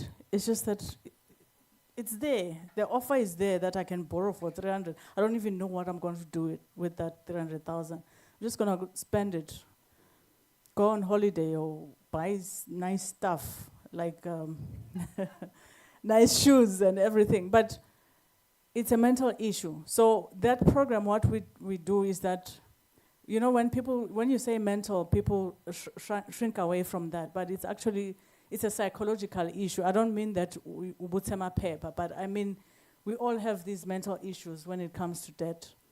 So it's important that we start the Gushumaila Levangel now. We need those psychologists to come in and assist us in that. So that, for instance, that relief program I'm talking about, before you get to the end of it, you must have gone through a psychologist who is going to talk to you about why you are in debt. Because once you have that awareness of the things that are causing you to go into that, over that cliff, then you can now stop yourself before you get there. Yeah, so it's a message that we all have to start preaching. Because the issue of debt is not about that debt is there. It's more like, can you afford the debt that you're into? And why did you get into it? Yeah, I hope I've answered your question. Today we are rethinking retirement. Change your beliefs and you change your thoughts. Change your thoughts and you'll change your habits. Change your habits and your life opens to an unlimited possibility. So that's what we're hearing from our panelists here. I would like to take just two more, and then we'll do our wrap-up. Two more questions. One from Inside Biz.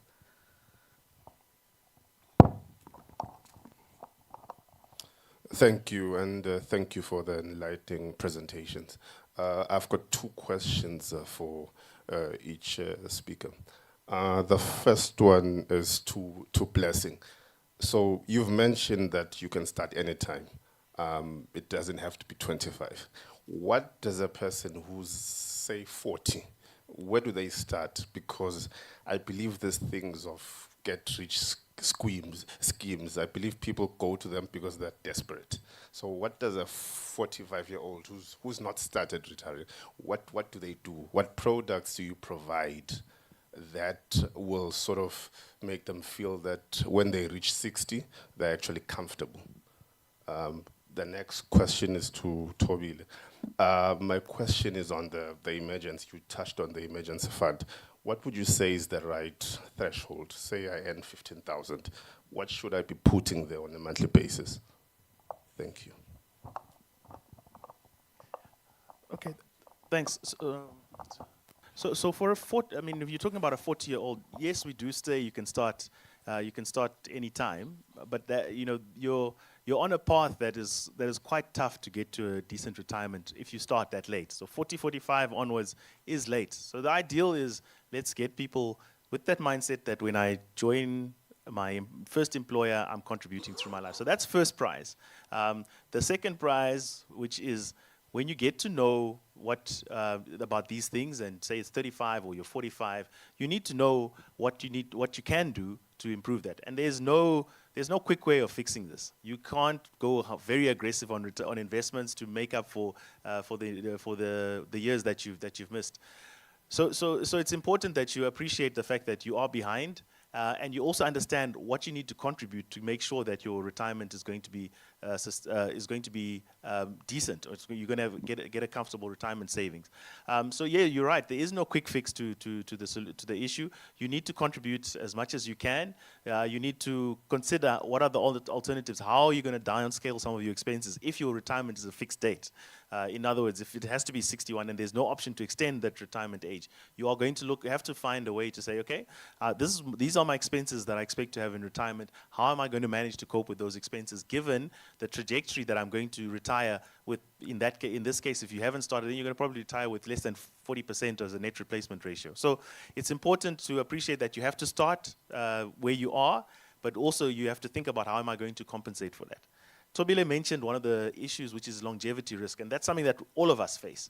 People are living longer, so even if you've started early, and you expect to, you're going to retire at 61, the length of time that you're going to be in retirement is now significant. So you're going to have to make people. I like the comment here around rethink. Rethink retirement, because I've also heard another term that says rewirement, because at that stage you may not be able to actually stop working, because you actually need to find another way, another source of income to supplement your income or make up for some of the savings. So yeah, those are just some quick thoughts on what you can consider as a late starter. And Old Mutual is going to come up with accelerate. Yes.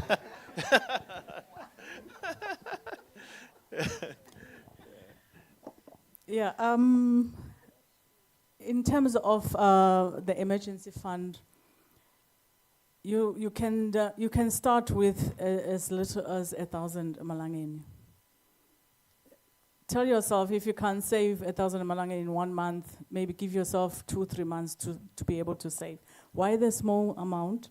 To some people, it's a big amount to you. Even if it's a small amount to you, start with that, because right now you have 0. So start with something. And quick wins usually are encouraging. You can move then from that 1,000 malangeni to then 3 months worth of your net salary, then 6 months worth of your net salary. It can be more than that, but those are usually the average rates that we speak about when you talk about the emergency fund. It happens sometimes that the emergency will happen. It is our human nature to feel so bad that now you've used your emergency fund, but you've used it for the appropriate thing. You were saving for that. So all you need to do is replenish that emergency fund. So start small and then move to 3 months, 6 months, and then you can do more if you want.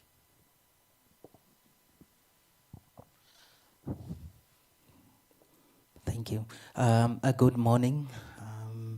My name is Mandla. I'm from the Sugar Belt. Again, can I also employ and thank the speakers for the great insights regarding the social security. big issue. Two questions for me. One would be maybe to Blessing and the SA government. I just want to find out what inspired the two-pot system, what actually triggered the whole setup of the system, and to check if it can be brought to Eswatini. And then the second one is bringing it closer to home. We are aware we have a challenge of the black tax issue on the table as individuals who aspire to secure our security issues. So I want to check in terms of government, your partnership with government, if the agenda is on the table. We've got a social security minister. Is there an item in terms of driving this security issue at national level, looking at how best can government extend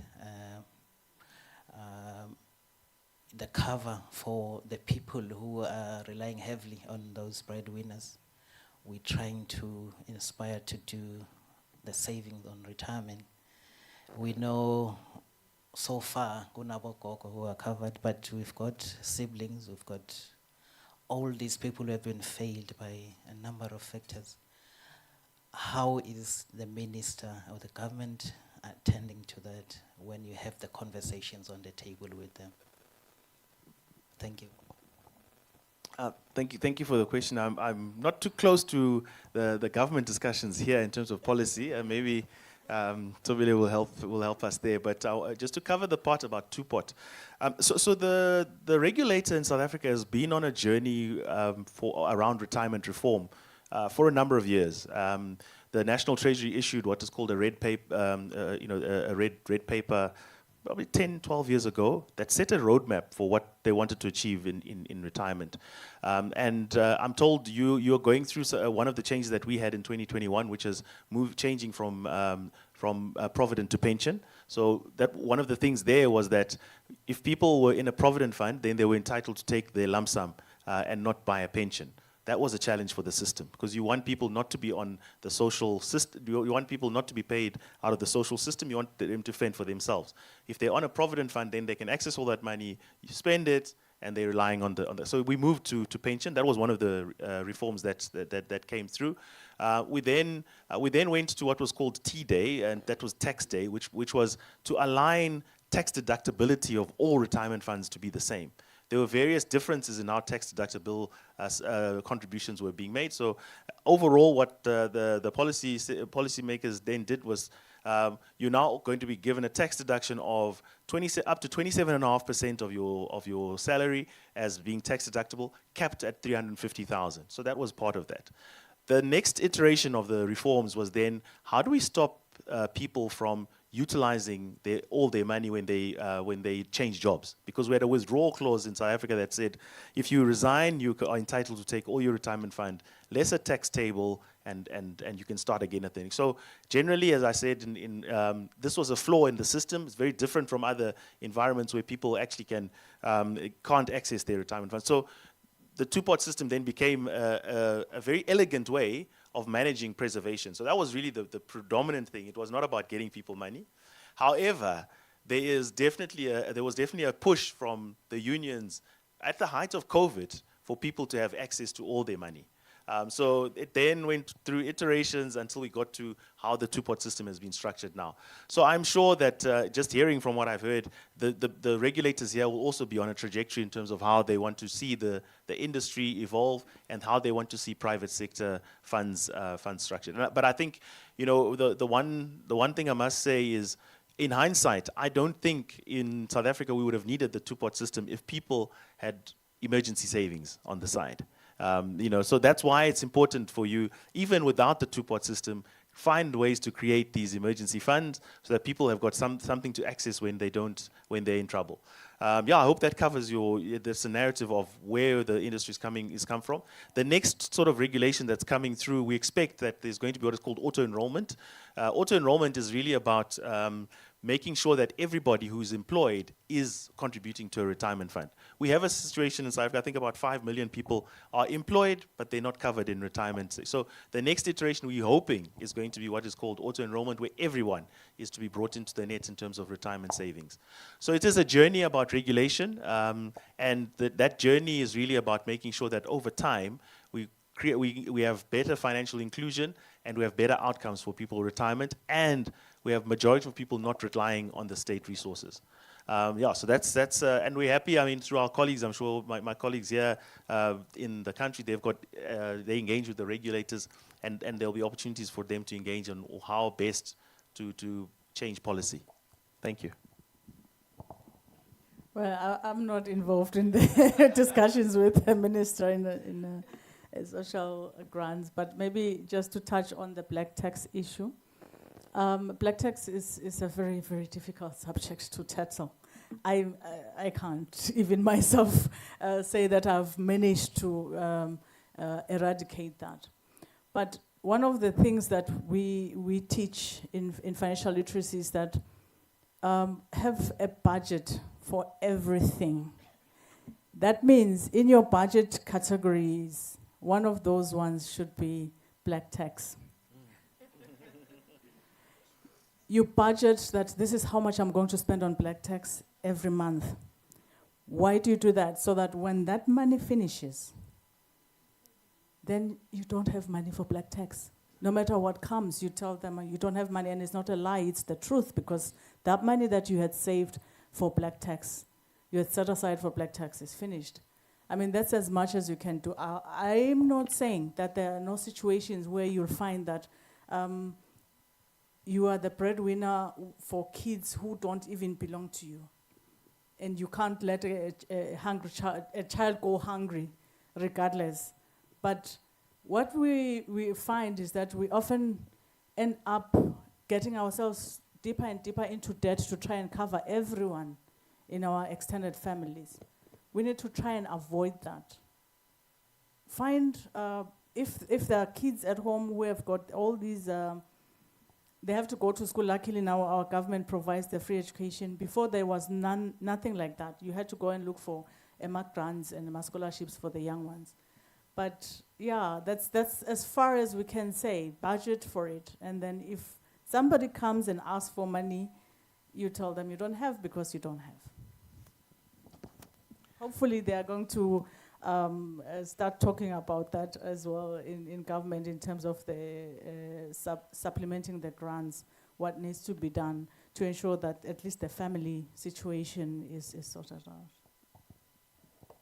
Thank you very much. The conversation has been powerful, it's been compelling, thought-provoking, and a lot of bold and empowering insights coming from our panelists. Ladies and gentlemen, may we please give our panelists a round of applause as they make their way down back. Indeed, we're looking at not retiring, but rewiring. Not retirement, but rewirement to a new life.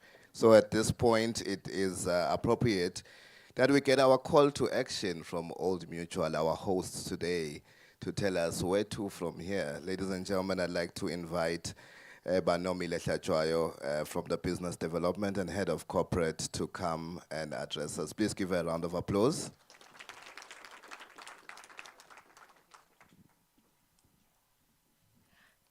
Good morning. Okay, I love talking to people. Good morning.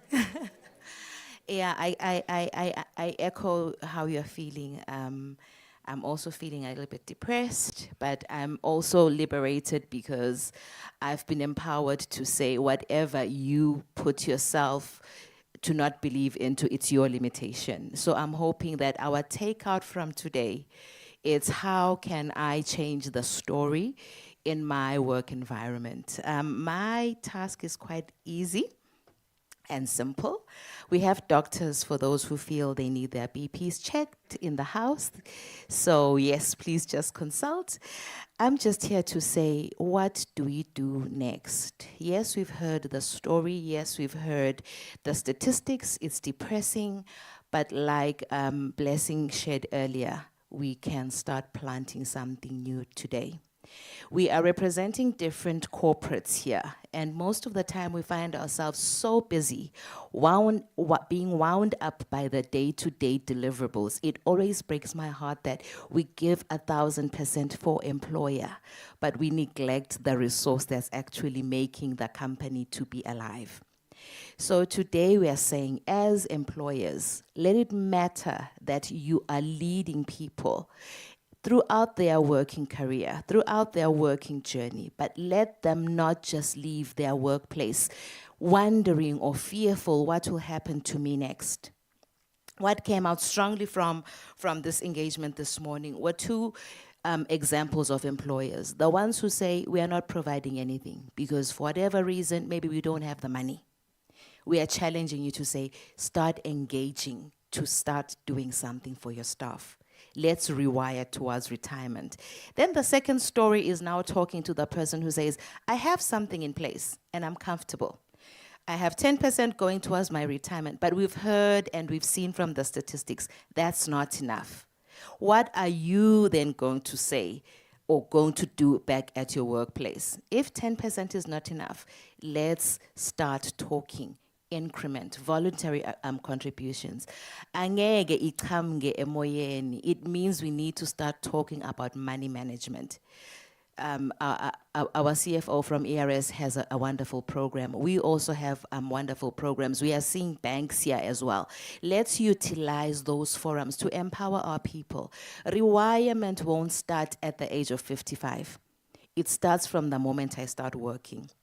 Going back to what my CFO said when he welcomed us, I was one of the people, Mbongeni, who said, at 40, I'm retiring.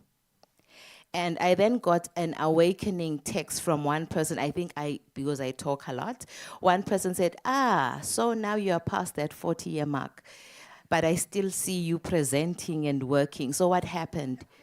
It was a painful awakening, but it told me, I need to do something significant to change the position I'm in. So we are imploring everybody here, let us go back and inculcate in our onboarding programs retirement awareness. We've now dubbed it retirement, Akiri. We are no longer saying retirement, but rewirement. I think it's resonating because now it's retire, it starts, making me think, Ndobona Emma. Gray hairs. Yes, so we are imploring everyone to go and have that conversation. We are available as well as other service providers, but we are saying, let us change the Eswatini story. I know one day I'll be the person who'll be given a farewell. What will I go home with? That's the question you need to be asking yourself. And then we've also had conversations around preservation funds. Let's encourage our staff as they're exiting. I mean, you cannot withhold a person if there are other opportunities, but tell them, let's preserve the money. Don't cash it out, because the downside is I've been investing for 5 years, and when I cash it out, I just assume I'm starting from 35 years, whereas I've lost 5 years of retirement savings. So let's get people to contribute as well and to cover up, to replace the 75% we are all hoping to get at retirement. Stay the course. I know that's not an easy thing to hear. Stay the course. We always say we are saving for something, but we never actually realize the goal. NgesiSwati bayabathi isigebengu sihlala kuphi kepha? Ejele. Sihlala ejele, right? So if sihlala ejele, why are we stealing from our retirement then? Because the moment you are cashing out, awukafiki 60 angithi. So stay the course. Changing employers, move that fund credit either to a preservation fund or challenge the current employer. Lawyer would say, I have retirement savings. Do you have retirement savings in place? All right. And then there's also something that we as Old Mutual are passionate at driving, ikakhulu with existing funds, be it a standalone fund or you're participating under an umbrella fund, what we call life stage. I have seen a lot of funds just defaulting to one investment philosophy. We never take the time to unbundle or profile who is actually under our employment as human capital people. For you to grow your assets over your retirement, over your employment period. You need to have, aggressive investment options. Sifiso here is one of them. He's our manager under asset management. We say for the younger demographics, let them play in the equity space. But most of the time, we just default into a conservative portfolio. Sonke, the younger ones, us in the middle, and the older ones. We're actually shortchanging the ones who actually should be getting more. So I'm saying this, or I'm sharing this so that we go back and look at how we have actually invested our funds. If it's just with one investment in instrument or asset manager, probe, what do you have?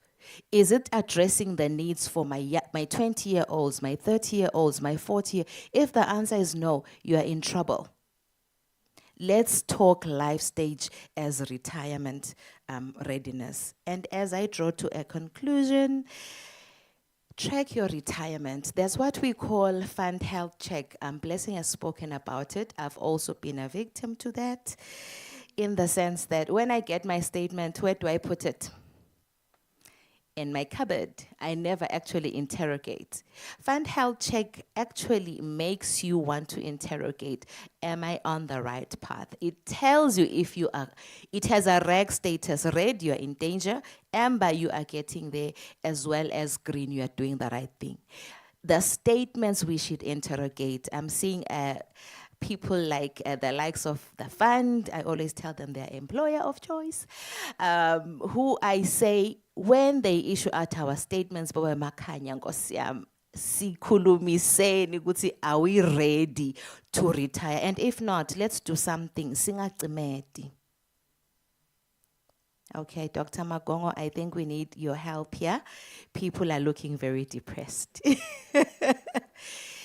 But all in all, we as Old Mutual, we are saying, let's talk retirement and think, well, there's life after 60. Let's empower our workforce to be intentional towards saving more money in retirement. I want to go to Paris. I want to go see things, but it won't happen if I don't put enough money in my retirement savings. With that, ladies and gentlemen, let's rewire in 2025. Thank you. Okay, Babe Gule Agangveli, I'm shy. Can I ask my colleagues to just assist me as we hand out some gifts? But Singagahambi, we've come to the end. I think everyone will be getting something, which we are hopeful will remind you we are rewiring in 2025. So please, can I just ask you to help me? I'll ask Mbongeni to come up to the stage as we just appreciate our speakers for the insight. Thank you so much, Nkosi. Mr. Utete, simethele linye idolo sathi bani Sibusiso na utanemvula, because it was raining yesterday. So those are his Swazi names. Can you maybe just go on the stage as we appreciate our guests for coming through?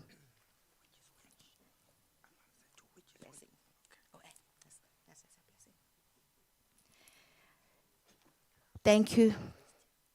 Thank you so much to our colleague, Blessing. I know you had a very tight schedule. We really appreciate the insights you've shared. So this is just our Swazi way of saying, Siyabonga utanemvula, utete.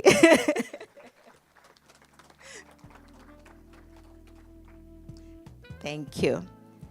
Lilangeni ngosiyam. Magwala, thank you so much, Ngosi, for your time and for sharing such insightful knowledge. We really, really appreciate you.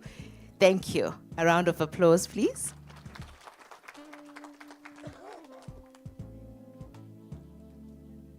Good day, Ako CFO. Siyabonga. Thank you. Thank you, Nat. All right, thank you very much. May we please have another round of applause for the vote of thanks. Giving us a very insightful take-home. We are, of course, live on Facebook, which means if you want to reflect on our discussions today, you still have an opportunity to go onto the Old Mutual Eswatini page and just get your notes again and see what from the presentations you can try and implement. But thank you very much. You've been, I think, the most attentive audience in a very, very long time.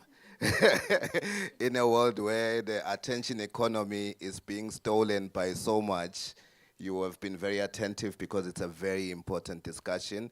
Rethinking retirement, moving towards rewirement is something that is not only an employer issue, it's a critical personal employee issue as well. So thank you so much for your attentiveness. May you have great traveling mercies as you go back to work. And outside there shall be just a take home with a reminder of moving beyond contributions and going towards rewirement. Thank you very much. Thank you.